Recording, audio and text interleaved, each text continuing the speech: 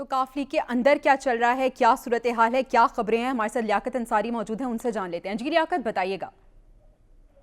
آج بالکل مسلم لیگ قائد اعظم کی اگر سیاست کی بات کی جائے تو وہ ڈٹ کر جو ہے وہ تحریک انصاف کے چیئرمین عمران خان کے ساتھ کھڑی ہے، اور جہاں تک پیپلز پارٹی یا پھر مسلم نور کی جانب سے یہ بیان بازی کے چودھری پرویز لائی ہوتا نہیں چھوڑنا چاہتے یا وہ قطعی طور پر عمران خان کے کہنے پہ اسمبلی تحلیل نہیں کریں گے، ان باتوں میں کوئی صداقت نہیں ہے۔ مسلم لیگ قائد اعظم کے 10 ارکان اسمبلی جو ہیں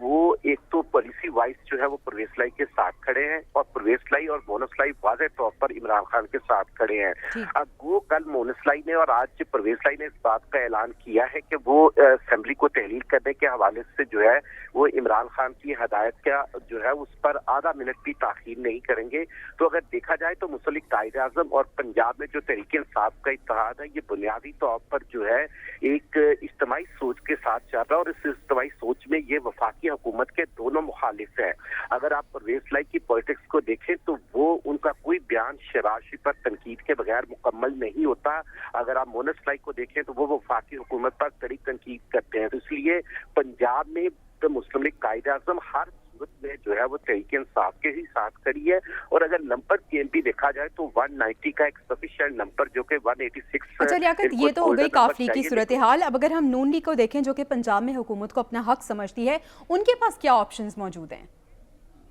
دیکھیں مسلم لیگ نون کے پاس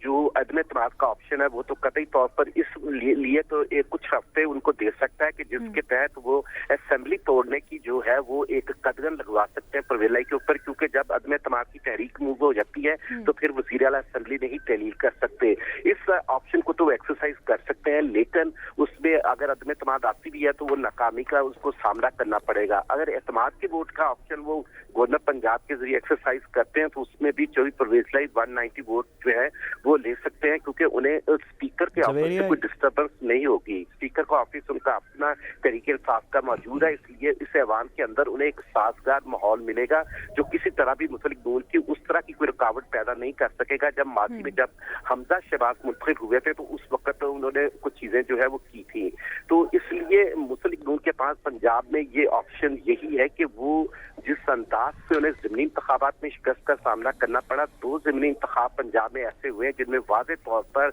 تقریباً 80% سے ابو جو ہے وہ سیٹیں تحریک انصاف اور اس کی اتحادی جماعت